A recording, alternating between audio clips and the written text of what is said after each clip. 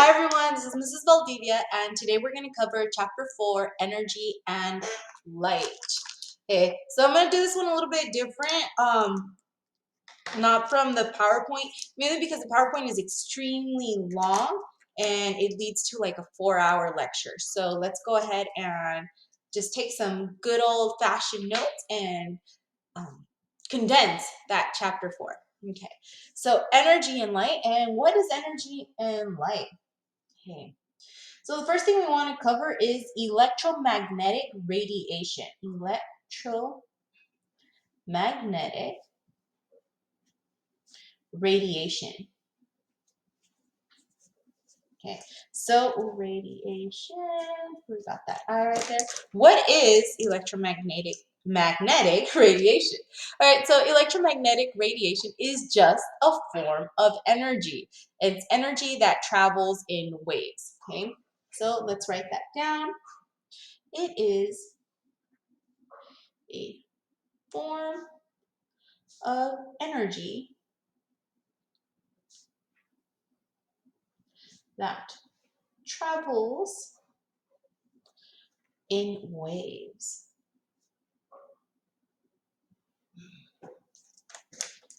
So, okay.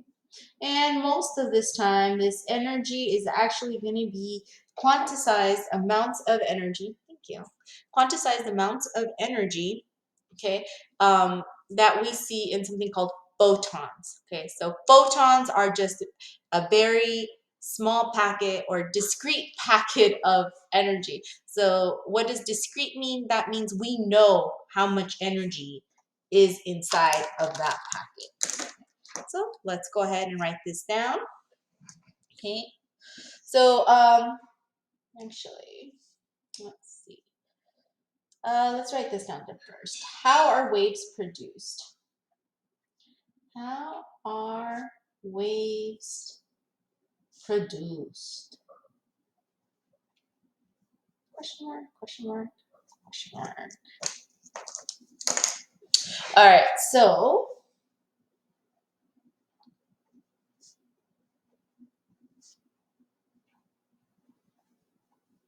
waves are produced when a charged particle moves.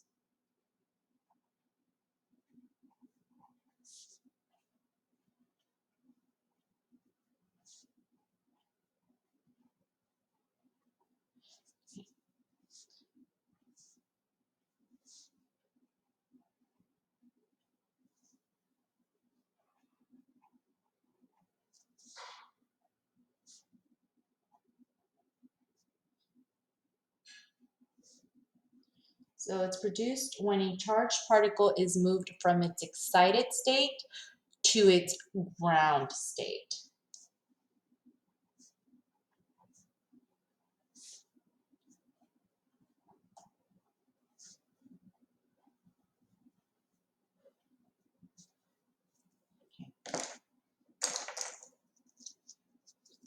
This charged particle, this part right here that we saw,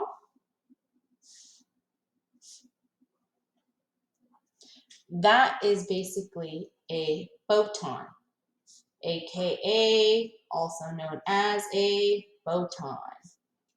And what did we say photons are? A discrete packet of energy. So a photon is a small, discrete packet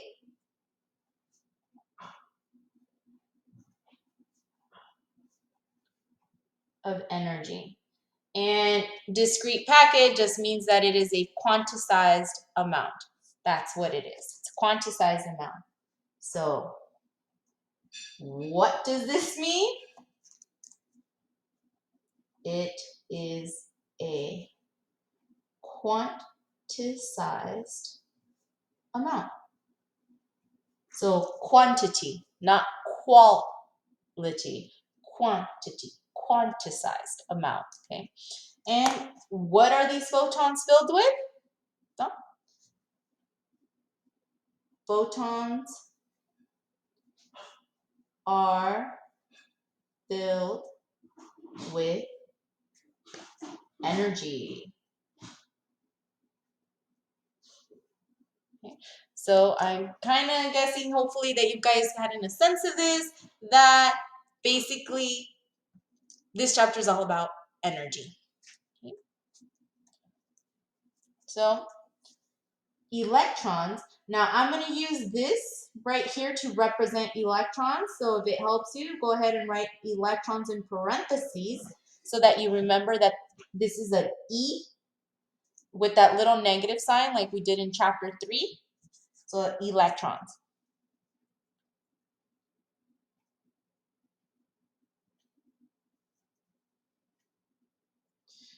Electrons release energy in the form of light. And when I say light, I'm talking about the visible light that we can see. Okay. So we also have we're going to get into this in the spectra, right? There is tons of energy, radiation waves, and everything that electron causes. We're going to focus on visible light because there's infrared, there's ultraviolet, microwaves, all those different ones. We're going to talk about them slightly, but this is our focus, visible light. Okay, now we talked about waves, right? That motion. Okay. So let's go ahead and explain waves in further detail. So waves like the ocean. Okay, you're gonna go swimming in these. All right. So one thing to describe waves is we're gonna use the word wavelength. Okay. Wavelength. And wavelength is basically from one crest to another. Now, the symbol for wave, okay, is going to be this upside down looking Y known as lambda. Okay, so you could see it in a couple ways, kind of cursive, kind of like straight down. And wavelength, as you could hear in the word length, means length of one wave. Excuse me. Okay, excuse me. Length of one wave. And to help you guys see that, okay, so let's pretend we're doing some waves here. Waves are moving, waves are moving. What is the length of this wave going to be? Well, it is from the top of one crest to the top of the next crest. Okay. This section here, from here to here, that is your wave length, okay? Your lambda. And that one. And lambda is usually measured in nanometers. Usually measured in nanometers. Okay. All right. The next thing we're going to go over is frequency. Frequency. Okay. And this one also has cute symbols. Okay. This one right here, though, looks more like a V. Okay, like a V for Victor, or you could see it kind of like this curvy little V, like that. Okay.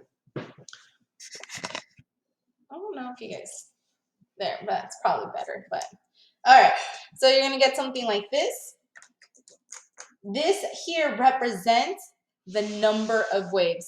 How many waves per second?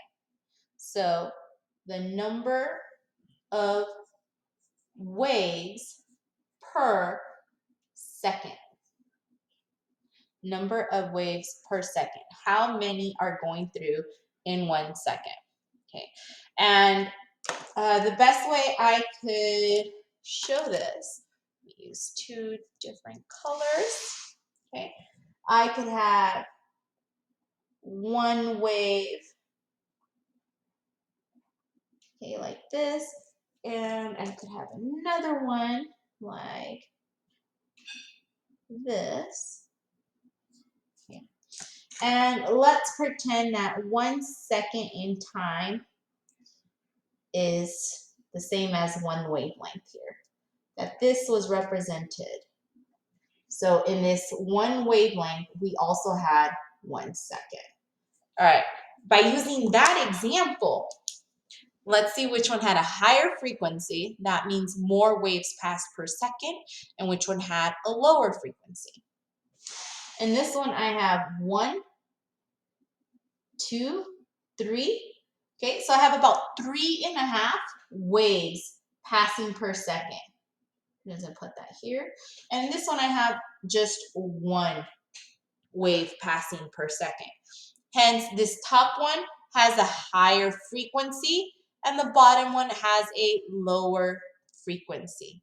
Okay, so the units that we're going to see for this is going to be 1 wave per second being equivalent to 1 hertz. Ouch, that hurts. All right, not that kind of hurts. Okay. So 1 hertz. Okay. And if I want to report this answer, let's label this. This is going to be A and this is going to be B.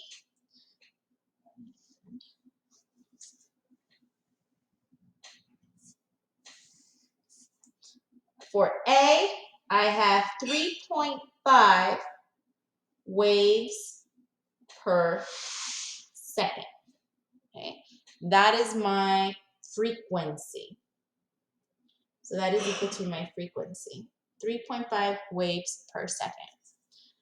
And in B, I have 1 wave per second. And that's also equal to the frequency right there. To find out the length, you actually have to measure the distance between here to here, or the distance from this top to this top, to get the wavelength of each one of those corresponding ones. Okay. All right, now what are the other ways I could write this unit? So I'm going to use the A as an example again, okay? Example. So in A, we wrote it as 3.5 waves per second.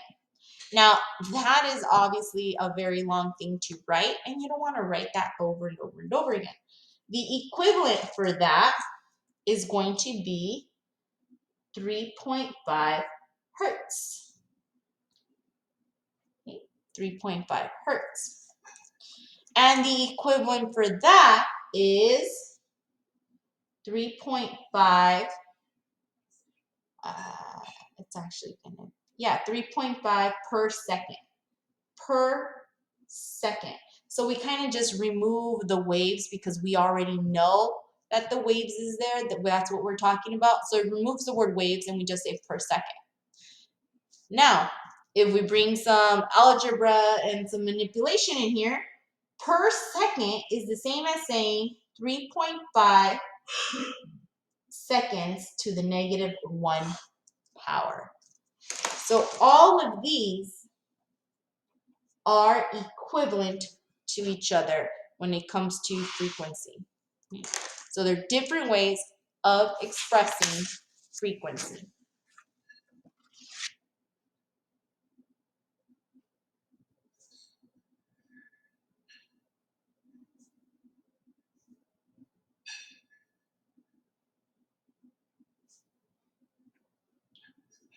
Okay, and I'm putting the V so that you know that that is frequency.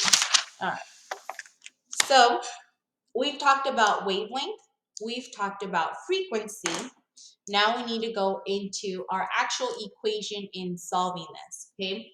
So we have an equation for solving for either wavelength or frequency. So for example, I have 3.5 waves per second. What is the wavelength then? There has to be a way to solve for this. We are in luck because there is this equation right here.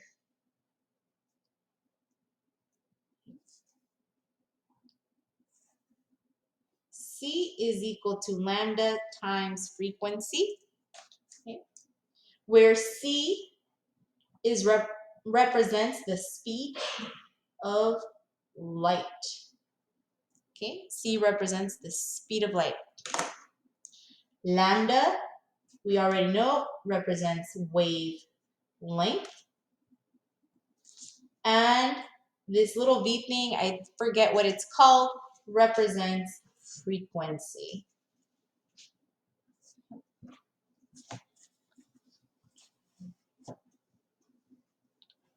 Let's see if I can adjust that. There we go. Okay. Now the units for speed of light, so C, which we said is the speed of light, the units of this one is meters per second, which we're going to see as m/s. We know the units for wavelength are usually nanometers, which you'll see as nm. You're going to have to convert one of these into another. Usually nanometers gets converted into meters or vice versa. Okay, depends what your final answer, what the units of your final answer is going to be. But you will have to convert. Okay. Now the units for frequency, well, we already went over all of those units up there. 1 per second. Okay. So what is the speed of light? The speed of light is 3.0 times 10 to the 8th meters per second. So this is the speed of light. So now our equation's simple. It's a simple plug and chug. Okay. So we're going to take 3.5 as our example. Okay. And we're going to solve. So in our previous example, we had that wavelength of 3.5. And let's see. So example A. Sorry, it wasn't our wavelength. It was our frequency was equal to 3.5 per second. Okay. Per second. We're going to solve by plugging that information into our equation. We just found out that our equation is the speed of light is equal to the wavelength times frequency. I am going to solve for wavelength. Well, how exactly do I do that? Very, very simple. I need to isolate this variable, so I'm going to isolate it by multiplying by frequency on both sides. This allows frequency and frequency to cancel out. And I don't know if you guys remember, but when something cancels out, it doesn't disappear, okay? It doesn't turn into a 0. It's not gone. It's a 1. It's a whole number all over again. So when you take something and divide it into itself, you get a 1. So frequency divided by frequency is equal to 1. Okay. I'm going to rewrite this. We are left with the speed of light over frequency is equal to my wavelength. I'm going to now plug my information in. The speed of light is 3.0 times 10 to the 8 meters per second. And I'm going to take that and I'm going to divide it by my frequency, which was 3.5 per second. I just put a 1 there just to kind of help me out. All right. Now, what does this do? This allows for seconds to cancel out with seconds. What? How does that even work? Well, this m divided by s divided by 1 over s, it's going to sound kind of weird, is the same as m divided by s divided by s. But you know what? Don't get confused. Just know that this cancels out with that right there, and it's completely gone. We're left with meters. So now our equation is simple. It's 3.8 times 10 to the 8 divided by 3.5. I don't have a fancy dancy calculator with me right now. So I'm just going to rewrite this as 3.0 times 10 to the 8 meters divided by 3.5. 5, and that should give us an answer in meters. Oh,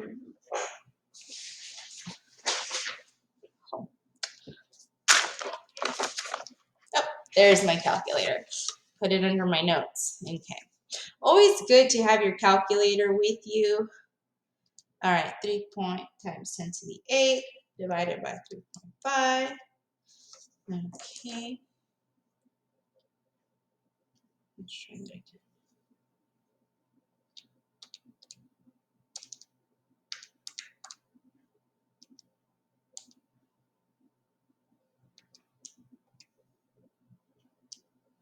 All right, we get this ginormous number of 8,571,4,285 meters, right? Now, what can we do with this? We can express it in correct significant figures. And to do that, I'm basically going to count what I started with. So I started with 2 significant figures. So that means I'm going to end here. This number next to it is a 7. So the 7's going to round that up. And I'm going to be left with 86. And now I'm going to just fill all of this up with zeros. 1, 2, 3, 4, 5, 6. 1, 2, 3, 4, 5, 6. That many meters. And I'm going to express it now in scientific notation, which we learned how to do. And that means I'm going to put my understood decimal between those two numbers. And I'm going to be left with 8.6 times 10 to the, oh, let's figure it out. 1, 2, 3, 4, 5, 6, 7. 10 to the 7 meters. 10 to the 7th meters.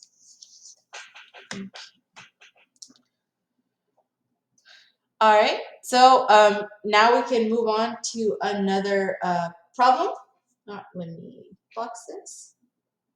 Okay, let's try another one a little bit different. We're going to solve now for frequency as opposed to meters. Now remember, you could always convert meters into nanometers, okay? So in order to do that, you know you have 8.6 times 10 to the 7 meters.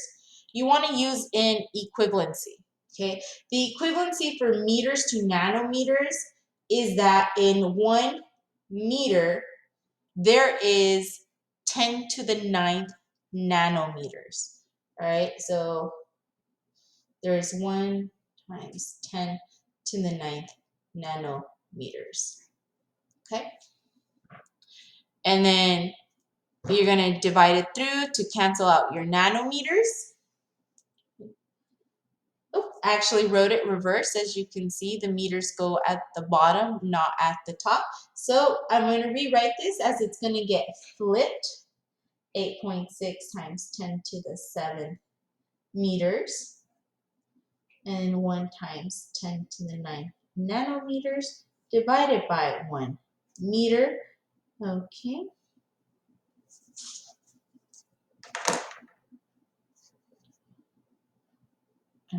And in this case, take our fancy dancy calculator all over again. We have 8.6 to the 7th power times, let me put this in parentheses, don't want to.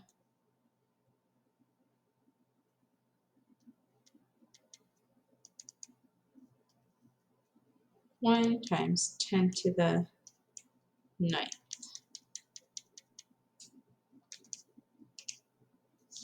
And we get a frequency of 8 times 10 to the 16th per second. Okay. Now, these numbers were obviously very much made up with our examples that were given prior to, but it all works out for us. Oh, and did you guys notice I put the wrong unit? It's supposed to be meters. I'm jumping the gun. All right, let's go ahead and, is it meters, you guys? Or did I jump the gun one more time? Meters cancels out with meters, and we're actually left with nanometers. Okay, my brain is totally somewhere else. I'm like skipping ahead in my mind. So let's move on. Too much time with one problem. All right.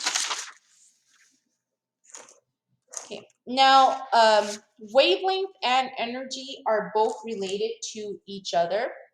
And the way that they tie into each other, besides knowing that energy is made out of discrete packets of energy, is that energy is equal to Planck's constant times frequency. Okay. So this one here is energy. This one here is Planck's constant.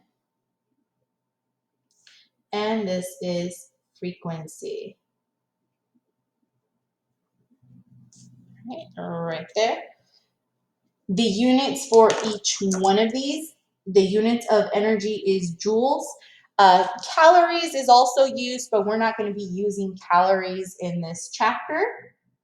The units for Planck's constant is 6.63 times 10 to the negative 34 joules times second.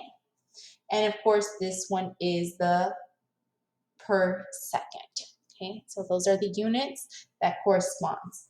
Now, this right here, remember this J represents joules. That is the unit for our energy. So let's go over an example. Okay. In this example, our unknown is going to be our energy. We don't know how much energy we have. Okay, that is our unknown.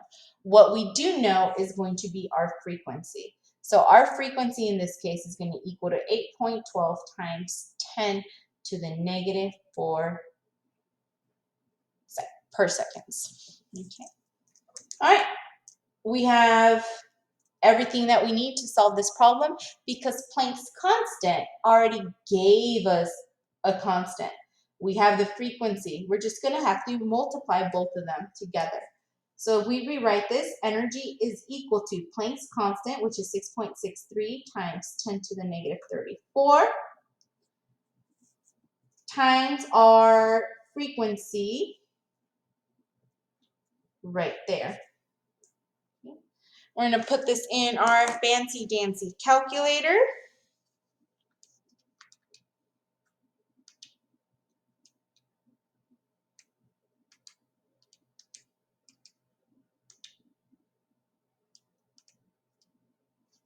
Right, and I get 5.38356 times 10 to the negative 37. I get a huge number, and I obviously wrote everything down because I am not a good student. No, just kidding. Just so that we could practice, okay, reporting the answer in correct number of significant figures. Okay, in this problem, we are given 1, 2, 3 significant figures. That number was a known value given to us. I'm not going to use this value as one of those numbers because this one is it's a constant number. It doesn't change. It's never going to change, right? So we're not going to use this one. Okay, we're going to use what's given to us. So 3 significant figures. That's 1, 2, 3. This 3 does not round up that 8, so we're going to drop those numbers. So now I'm going to rewrite this, and my final answer is going to be 5.38. Do I just leave it like that? Is that done? No! 5.38 times 10 to the negative 37. Am I done? Am I done? Am I done? No! We got to put in our units now. Okay, so the units for our Planck's constant was joules times second. The units of our frequency is 1 per second.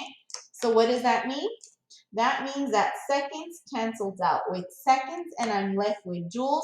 So the unit for this is joules, which makes sense because we were looking for energy. Okay, and energy is given to us in the units of joules. Okay. All right, so let's talk about our energy a little bit more. So if I have a very high amount of energy, so my energy has increased, what does that mean to me? What does it mean to us? So what does that mean? That means that if energy goes up, that you probably had a high frequency, a lot of waves going through per second. Okay? So a high frequency, so this frequency means it is high frequency. Okay, means that our wavelength, remember the distance from here to here, our wavelength is going to be short. So we're going to have high energy, high frequency, but we're going to have low wavelength. Okay, a low wavelength. And you're like, okay, compared to what? Compared with something that has a low energy value. Okay, if it has low energy, well, what does that mean? That means that the wavelength is a lot bigger. Okay, or yeah, the wavelengths are a lot bigger. So now if we want to take the length of a wave, it's going to be from this distance to that distance. So this is going to represent the length of my wave, right? So in this case, our wavelength went up. Our wavelength increased. So we increased our wavelength. However, by doing that, we decreased our frequency. Not that many waves pass per second. Okay.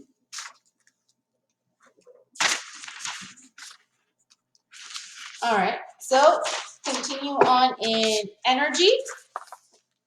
Let's go into light prisms. Okay. What is a light prism? A prism is just like a little glass device. It's usually a pure crystal. Okay, it's a 3D like structure. Okay, and it allows light to go in. What kind of light? Well, could be solar light. It could be any kind of light because light is energy. Remember, it's a quantized amount of energy. Okay, a quantized amount of energy.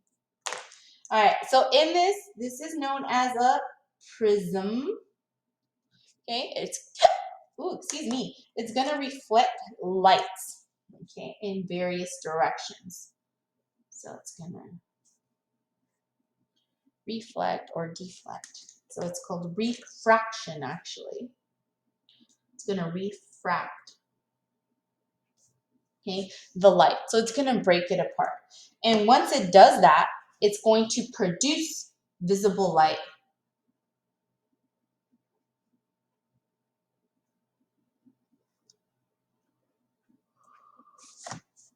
And this visible light is known as Roy G. Biv. Okay, so talking about Roy G. Biv, my college instructor, his name was Roy, but he loved to be called by his last name, which was Biv, right? So Professor Roy G. Biv always talked about the colors and everything like that. And he constantly said each element has a unique set of colors. That's it. Each element has a unique set of colors, and you could identify what element you have based on its light spectra. Okay, so let's write that down really quick. Each element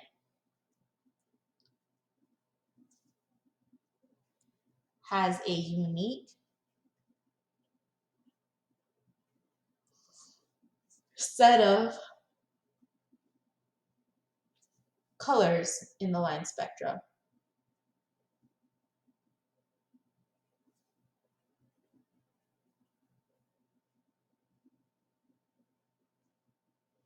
Okay.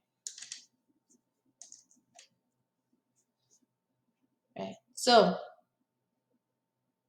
the way we see light is when an electron that's super excited, right? It's been exposed to some energy, comes back down. And when it comes back down, it releases more energy in the form of light. Okay. So this is known as the photoelectric effect. The photoelectric effect means light causes atoms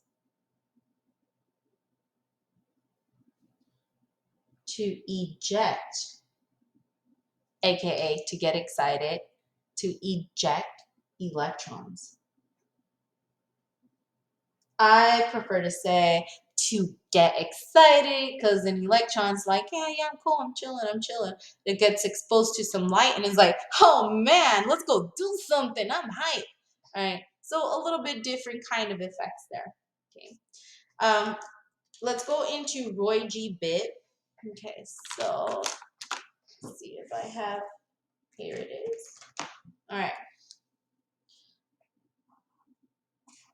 So my professor, Roy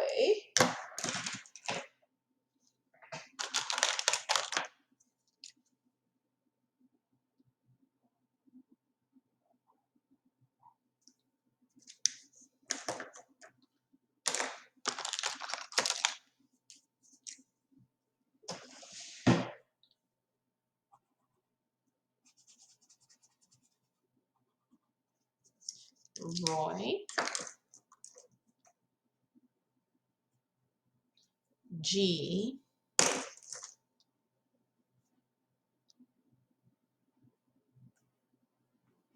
Biv.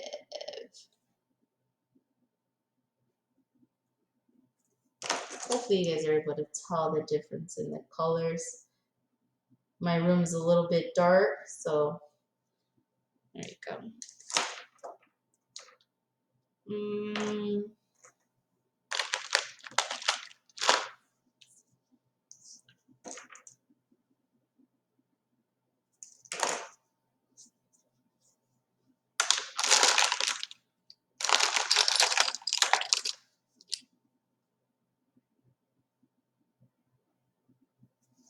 Roy G. Biv.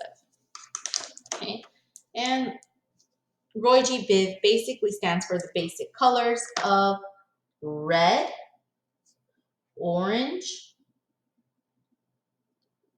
yellow, green, blue, indigo, but indigo we know is really not a color, and violet. I mean, it's a color, but it's like a mixture of stuff. It's actually a blend of the green and the violet together to create that indigo, of the blue and the violet to create the indigo. Now, the reason indigo was added as a color is because the person that came up with the color spectra believed that 7 was a lucky number. And everything he did, he tried to make it add up to either 7 or 13. So in this case, he added the I to Roy G. Biv in order to make it a lucky number 7. Okay. Right.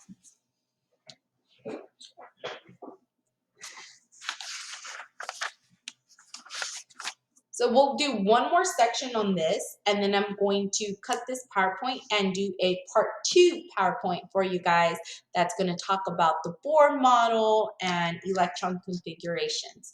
Okay, so with this one, using the Bohr model, okay, we're going to just talk about how those electrons jump from one energy state to another. So we're using the Bohr model as our example. Okay. So now I'm going to have an atom, and we learned that the atom has a nucleus, and around that nucleus are the orbits. And these orbits are energy levels. That's all they are. They're energy levels. So this is energy level 1, 2, and energy level 3. I'm going to just kind of color coordinate that so you guys can see. Okay. All right. In here, we know that we have the protons, and out here we have the electrons, right, flowing around. So let's take a couple notes. The bigger the orbit number, okay, the higher the energy. Okay. So basically, orbit number 3 has more energy than orbit number 1.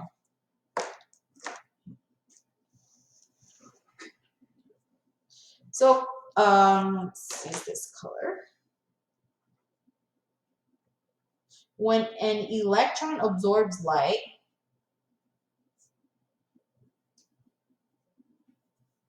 so an electron is absorbing light in the form of energy. So I'll write energy so we could see more scientific here. When it absorbs energy, the electron, okay, gets excited, right? It gets excited, and it's going to start to jump energy levels.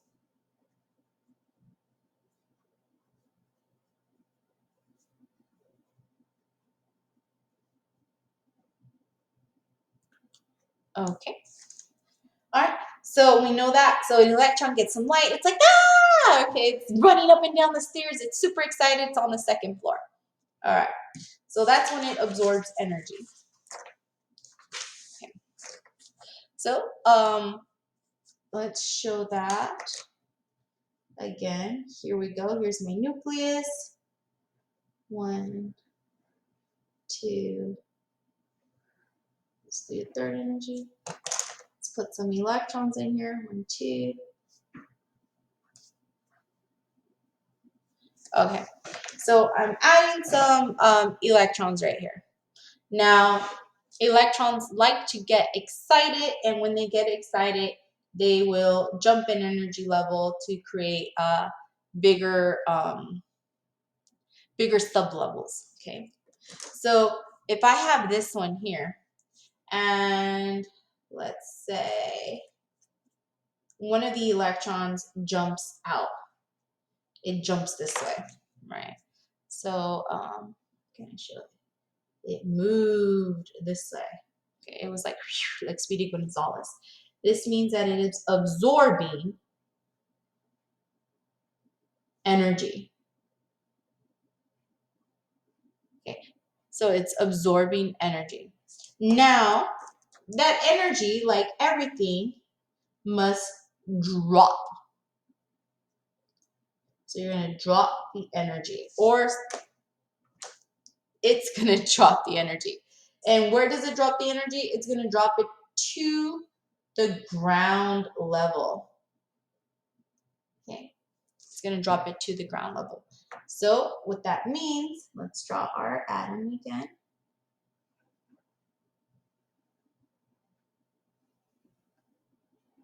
Okay, so after it drops down to the ground level, it's gonna relax. And when you're relaxing, that energy has to get released. So let's say that this one was the electron that had it had jumped forward. It went from, like, let's say this spot to that spot. Now, this same electron here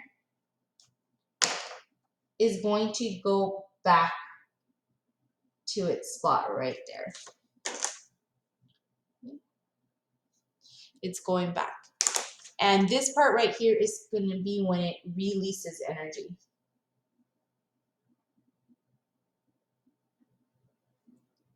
Okay, it's going to be when it releases energy. And how does it release energy?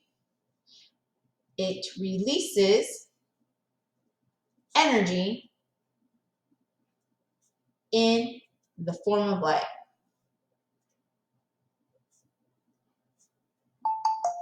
And this light is also known as photons. Okay. All right, you guys. So that's it for this. The next video, we're going to talk a little bit about the quantum models and electron configurations and a couple other fun things like that. All right, you guys. Take care. It's Miss V. See you soon.